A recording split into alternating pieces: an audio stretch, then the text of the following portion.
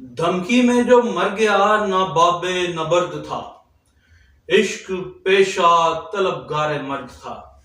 اور مرد ایرانی مردوں نے کیا کیا ہے جی کہ آج ہفتہ اور اتوار کی درمیانی شب کو اسرائیل پر انہوں نے ڈرون اٹیک کیا ہے، میسائل اٹیک کیا ہے، اور مستند انٹرنیشنل میڈیا کے مطابق 200 سے زائد میسائلز فائر کیے ہیں۔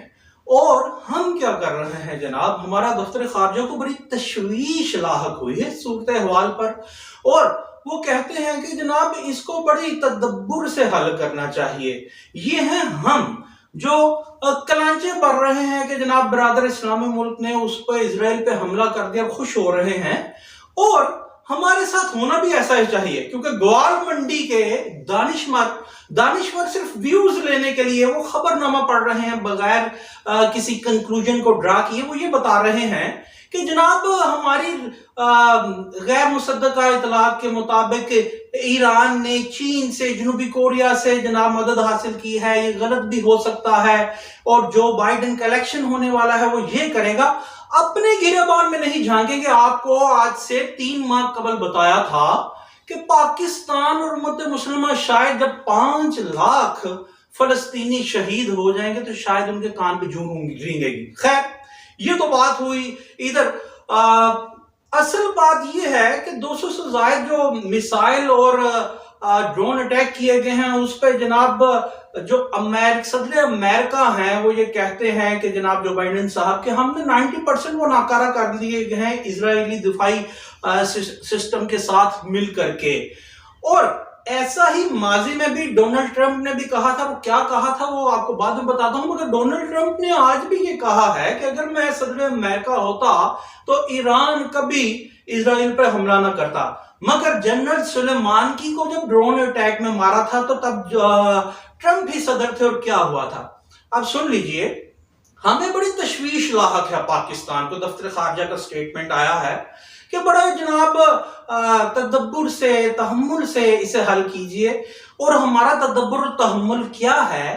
اس کلیم کے باوجود کہ we have the best atomic equipment in this world، ہمارا تحمل تدبر کیا ہے یہ بعد میں بتاؤں گا، مگر آپ کو بتاتا چلوں کہ آپ کو پچھلی مرتبہ بھی جنرل سلیمانکی پہ جو پروگرام کیا تھا بتایا تھا کہ ایرانیانز نیشنلسٹک اپروچ کے مالک ہیں۔ مبادہ اس سے کہ اسلامک پوائنٹ آف ویو کیا ہے کہ خسرو پرویز نے جو شاہ ایران تھا سرکار دو عالم حضرت محمد صلی اللہ علیہ وسلم کے دور میں، ان کا نامہ مبارک اور دعوت اسلام کو رد کرتے ہوئے پھاڑ دیا تھا۔ اس سے پہلے جائیے تو الیگزینڈر دی گریٹ نے کنکر تو کر لیا تھا ایران کو، مگر ایرانیانز اپنی سٹرگل سے باز نہیں آئے تھے۔ ابھی ریسنٹ پاسٹ میں کیا ہوتا ہے کہ جنرل سلیمانکی ان کے پاسداران تحریک کے بہت بڑے پراکسیز کے لیڈر تھے، ان کو بغداد میں ایک ایئر ڈرون سٹرائک میں امریکہ شہید کرتا ہے۔ Donald Trump president of America ہے اس وقت، یہ بات ہے 2020 کی۔ اس کے جواب میں ایرانیانز ڈرون اٹیک کرتے ہیں، میسائل اٹیک کرتے ہیں بغداد میں ایئر بیسز پر امریکن، اور دعویٰ کرتے ہیں کہ 190 سے زائد فوجی ہم نے ان کے مار دیے ہیں، اور ایک یوکرینی طیارہ آ کر کے وہاں سے پرواز بھی بڑھتا ہے جس کو یہ کہا جاتا ہے کہ وہاں پہ ڈیڈ باڈیز کو منتقل کیا گیا، اور امریکہ کی جانب سے یہ کہا جاتا ہے کہ وہ تو ٹیکنیکل خرابی کی وجہ سے اترا تھا۔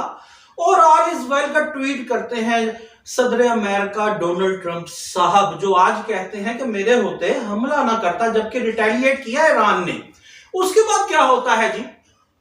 امریکن سٹیٹ ڈپارٹمنٹ یہ کہتا ہے کہ 190 ہمارے فوجی ہاسپٹلائز ضرور ہیں چونکہ وہ مینٹل ٹرامیٹک انجری کا شکار ہیں۔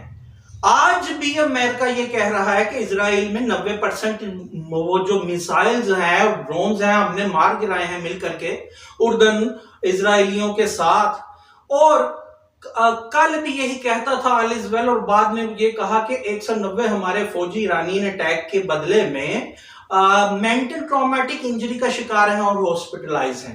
ابھی یہ آنے والے دنوں میں پتہ لگے گا، جو ایرانیانز کہہ رہے ہیں، ایرانین پاسدار کہہ رہے ہیں کہ جناب ہمارے 50% اہداف کامیاب ہوئے ہیں، اور غزہ میں جناب یہ جو جنگی فائٹر طیارے ہیں وہ پہلی مرتبہ وہاں سے انخلا ہوا ہے اسرائیلی طیاروں کا۔ اب اسرائیل کہتا ہے کہ میں اس کا بڑا جناب شدید رد عمل دوں گا اور میں یہ کر دوں گا وہ کر دوں گا، اور شدید رد عمل یہ ہے کہ اسرائیل کی خواہش پر، اس کی ریکوزیشن پر آج جناب وہ یو این کا ایک اجلاس بلایا گیا ہے کہ اس میں یہ ساری ڈیٹیلز ڈسکس کی جائیں گی۔ یہ ہے وہ معاملہ اور ہمارا تحمل۔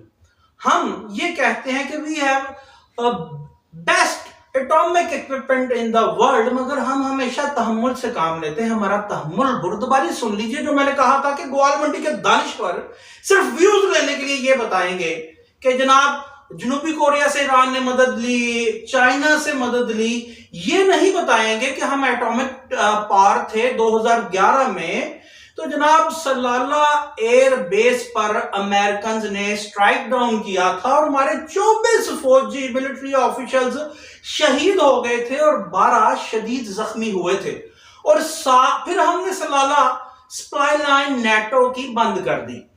جناب 7 ماہ بھیک مانگتے رہے ہم۔ We have the best atomic equipment in this world۔ 7 ماہ بھیک مانگتے رہے۔ کس چیز کی بھیک مانگتے رہے کہ جناب آپ سوری کریں تو نیٹو سپلائی لائن بحال کر دیں گے، جبکہ وہاں جنرل سلیمانکی کی ڈرون ہلاکت پر ایرانینز نے جناب تہران میں اور قم اپنے شہر میں سیاہ پرچم لہرا کے یوں ہی ماتم کر رہے تھے، خاکم بادہن، مگر ایسا ہی تھا جیسے حسن حسین پاک کا وہ ماتم کرتے ہیں۔ پھر انہوں نے ریٹیلیٹ کیا اور بدلہ لیا اور امریکہ کچھ نہ کر پایا۔ جناب ہم نے کہا معافی مانگ لیں، نیٹو سپلائی لائن ہم کھول دیں گے۔ 7 ماہ معافی مانگتے رہے اور پھر اس وقت ہیلری کلنٹن نے ایک جسے پنجابی میں کہتے ہیں گونگلا تو مٹی چارن والا سٹیٹمنٹ دے دیا اور ہم نے نیٹو سپلائی لائن بحال کر دی۔ اب امریکہ کو یہ پتہ لگ گیا کہ ان کے اندر گھس کے بھی ماریں گے۔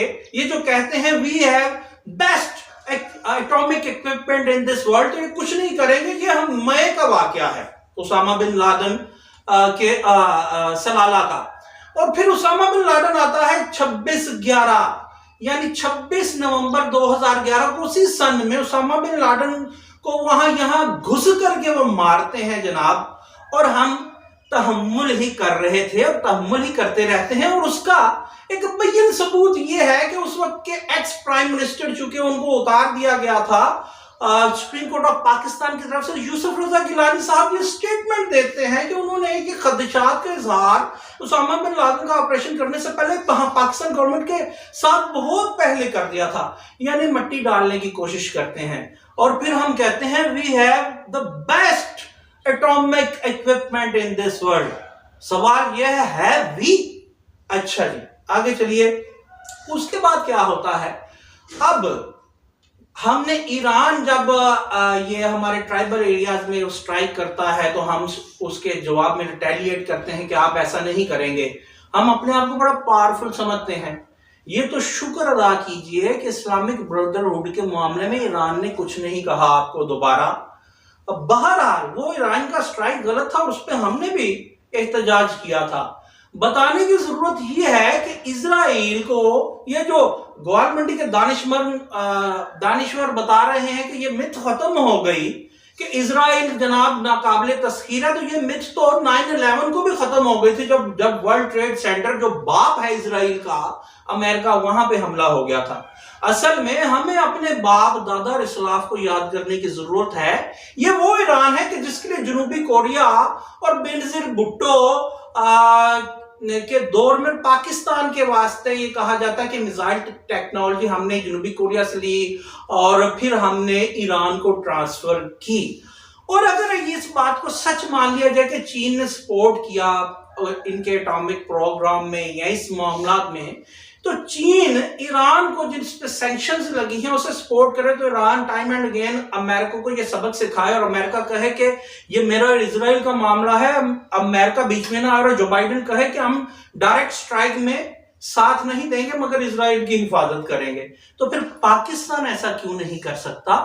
یا پاکستان کو صرف اظہار تشویش ہے اور تدبر وہی جو سلالہ میں دیکھنے میں آیا، اور تدبر وہی جو اسامہ بن لادن میں دیکھنے میں آیا، اور تدبر وہی جو بلیک واٹر کے دور میں دیکھنے میں آتا تھا؟